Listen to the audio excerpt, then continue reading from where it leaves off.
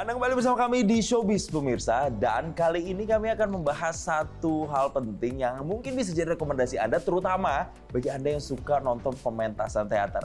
Ada lagi nih stok teater yang nantinya akan melakukan pementasan tanggal 6 sampai dengan tanggal 7, dan ini berjudul Placebo.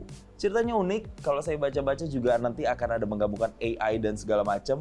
Daripada penasaran, daripada kita menerka-nerka seperti apa, langsung saja kita ngobrol sama pemeran utamanya alias pemeran protagonisnya di sini, ada Mbak Asmar Amigel. Halo, Mbak Asmar, apa kabar? Apa kabar? Kabar baik. Senyumnya semeringah sekali. Semoga sesemeringah kita yang menyambut nanti pagelaran tanggal 6. Mbak Asmar, gini, ini kan tahun ini berarti terlibat lagi dalam bersama dengan stok teater untuk teater Placebo. Betul.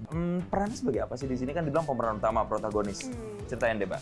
Jadi nama karakter aku perempuan itu, dan perempuan itu punya Instagram. Nama Instagramnya @perempuanitu_. Jadi ada underscore. Tetap ya. Harus kekinian ya. Terus di sini aku berperan sebagai content creator, sebagai influencer. Jadi aku yakin banget di teater Placebo antara Rebecca Kezia yang menjalankan tugasnya sebagai scriptwriter dan juga Mas Toto sendiri sebagai sutradara, dan dia juga bertanggung jawab untuk menampilkan sesuatu setelah 10 tahun. Pingin menyajikan suatu pertunjukan di mana penonton setelah menonton bisa berdiskusi kayak sebenarnya apakah kita mengendalikan teknologi, apakah kita dikendalikan teknologi. Nah, karakter perempuan itu sendiri dia bekerja sebagai content creator atau influencer di dunia virtual, tapi kehidupan dunia virtualnya itu sangat berbeda dengan dunia realita. Itu kan seperti kita berkaca ke dunia kita sekarang kan, apa yang kita tampilkan di dunia virtual itu belum tentu selaras dengan kehidupan kita sebenarnya gitu. Dan di sini ada beberapa bagian yang kita sudah syuting duluan.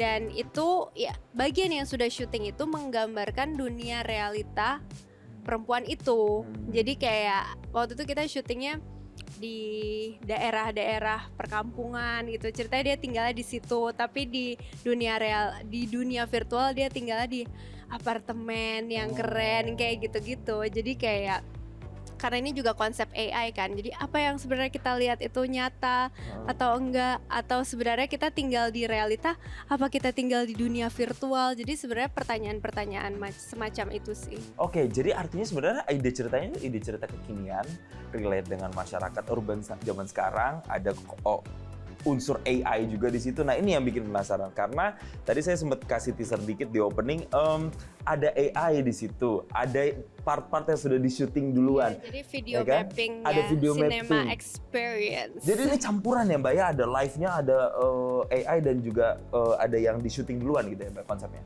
Sebetulnya yang menurut aku salah satu yang sangat menarik yang mereka approach ke aku saat kita meeting pertama kali. Jadi ada beberapa bagian live streaming session di mana aku akan menyalakan ring light dan handphone, dan aku akan live streaming di atas panggung di mana penonton juga diminta menyalakan device mereka masing-masing, men-search nama @perempuanitu_, dan menonton live aku secara langsung.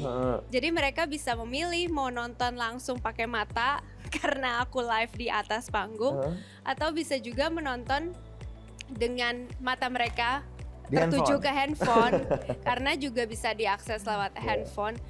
Secara konsep ini sangat menarik, tapi secara realitanya kita lihat nanti saat Gladi Kotor dengan efek-efek keikoan suara dan lain-lain. Karena aku juga belum pernah latihan di panggung aslinya dengan fasilitas sound effect dan wireless atau apapun itu yang akan mereka pakai. Jadi kita belum tahu nih nanti akhirnya teknisnya seperti apa teknisnya. Kalau misalnya aku beneran live streaming dan ditonton oleh penonton secara live. Dan yang lucu kan biasanya kalau kita nonton teater, semua orang pasti minta tolong matikan handphone penonton. Di sini kita tolong nyalakan handphone penonton gitu. Dan siap-siap sama sosmednya karena bentar lagi perempuan itu mau live gitu ya. Iya. Dan aku akan interaksi sama penonton juga karena nanti kan pasti ada yang komen atau mereka kasih komen. Sekalian? Boleh dong, nanti Oke. aku bacain di panggung. Jadi ini kayak bener-bener live streaming tapi dalam pementasan teater juga gitu. Ini Iya. konsep baru banget ya. Live streaming alive. Bener-bener kita ngeliatin kayak konten kreator lagi ada di depan kita, tapi ini sebenarnya adalah konsep teater gitu ya.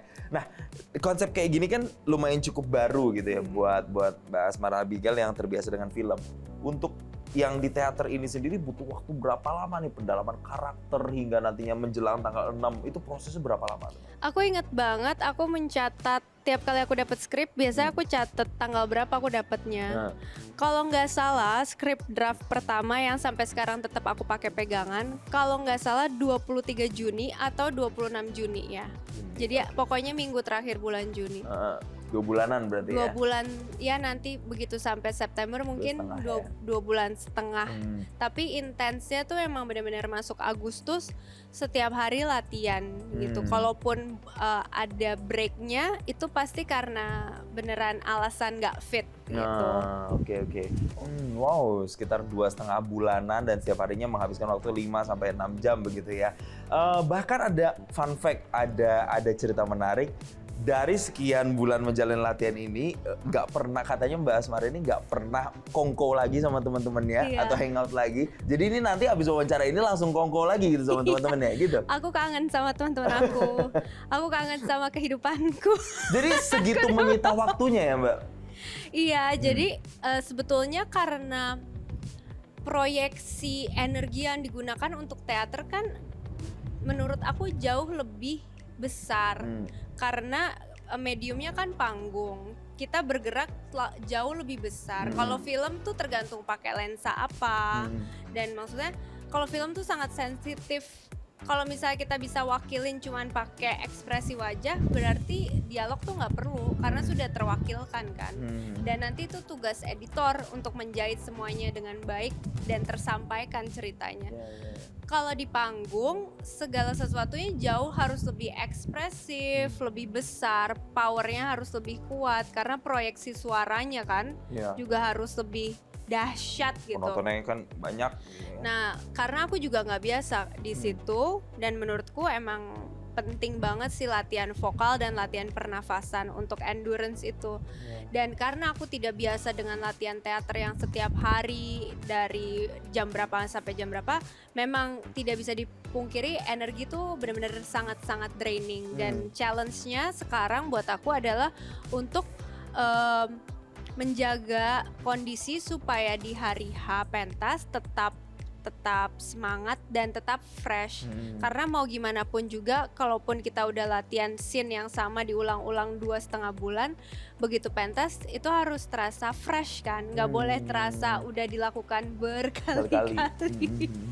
Tantangannya sebetulnya di situ sih. Dan hal ini memang aku sangat tidak biasa karena juga aku banyak bekerja sama dengan director yang lebih suka sesuatu yang fresh saat take.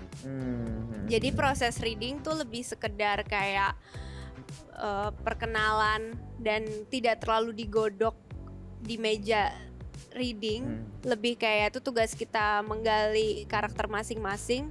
Dan begitu action ya let's the magic happen gitu. Sedangkan di teater kita melakukan hal yang sama, run through, drilling, running, apa segala macem, diulang dari awal sampai akhir. Mereka kan juga mesti ngatur timing, ngatur art masuknya gimana, kayak teknisi suara dan lain-lain, lighting apa segala macem. Jadi yang latihan bukan cuman pemain, tapi secara teknis. Ibaratnya runner juga bisa masuknya kapan, ganti bajunya bisa di poin apa, dan titik yang mana, itu kan sangat tricky. Jadi latihan tuh bukan cuman buat pemain, tapi buat seluruh tim. Ya. Ini begitu ada kesalahan udah nggak bisa retake nih, ya kan? Terjadilah itulah teater. Itu.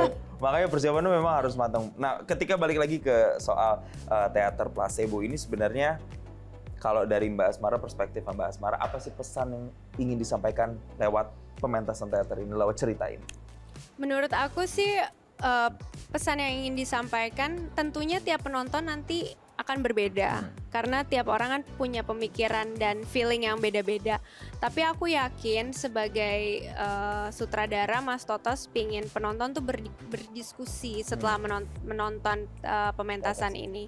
Balik lagi ke pertanyaan tentang teknologi tersebut, apakah kita dikendalikan teknologi atau kita bisa mengendalikan teknologi, atau kita bisa hidup berdampingan dan teknologi bisa mempermudah hidup kita, atau dengan adanya teknologi kita malah jadi dikendalikan oleh teknologi karena apapun itu kita menggampangkan sesuatu dan bergantung kepada teknologi gitu. Lebih ke arah menciptakan diskusi dan pertanyaan-pertanyaan sih dalam diri, supaya mungkin penonton juga bisa lebih kritis dan lebih bijaksana dalam menggunakan teknologi dan media sosial. Betul, karena kalau kita bicara soal teknologi, AI dan segala macam yang berkembang, internet saat ini kan seperti dua sisi mata uang ya. Itu bisa jadi pisau juga untuk kita yang bisa menusuk kita, tapi itu juga bisa menjadi sebuah alat bantu juga untuk kita. Oke, terima kasih Mbak Asmara Abigail, semoga ini bisa menginspirasi